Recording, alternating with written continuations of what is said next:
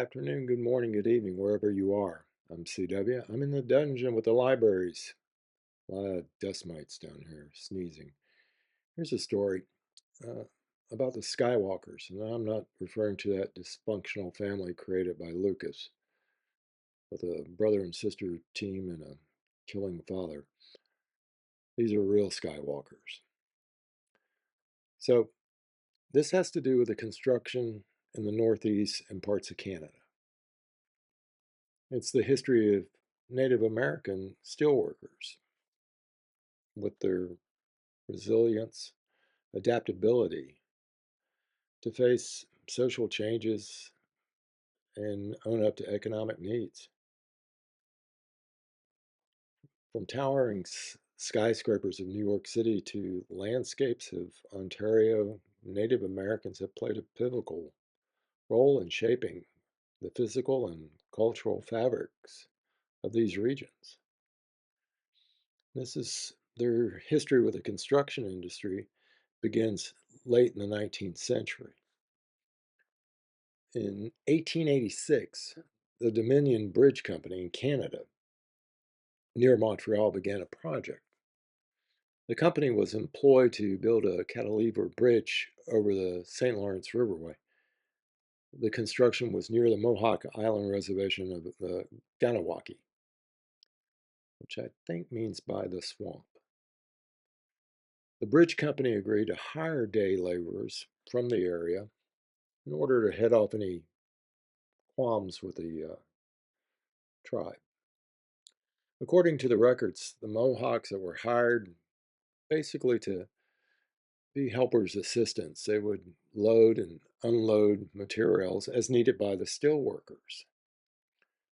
Well, pretty much they got bored with this, started walking out across the bridge and the spans, pretty much without fear of heights. They seemed comfortable. They had no balance issues. Later on, it was realized that they were skilled at riveting, placing girders together.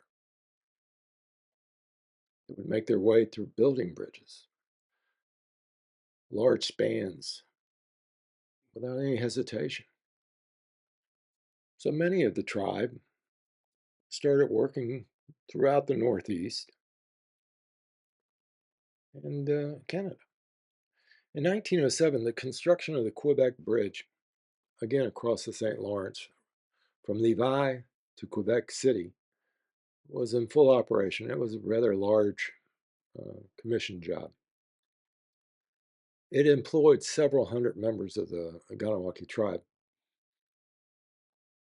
On August 29th, however, several minutes before the workday was to end, several parts that were defected near the anchor arm gave way and tore away, causing a massive collapse of structure.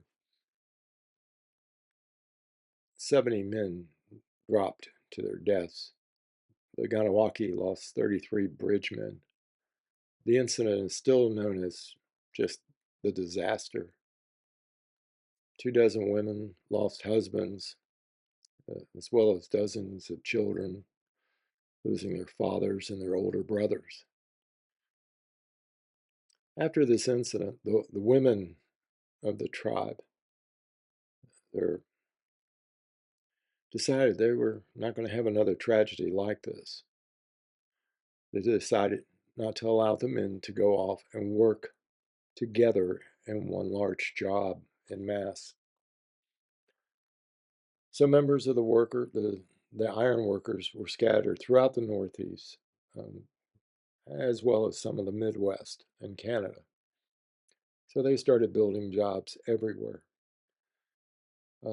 The Empire State Building, the Chrysler Building, the World Trade Center in New York. In fact, when terrorists attacked on 9/11, Native Americans responded to New York to act as construction crews to disassemble and dismantle steel beams that had been used for the construction of the World Trade Center. The same beams that their uncles and fathers and grandfathers had riveted into place decades prior. Later, members of the Khanawake would climb back onto the girders and place those steel I-beams across the frames that would form one World Trade Center. Well, that's history. It's all in the past. See you tomorrow when we talk about today. See ya.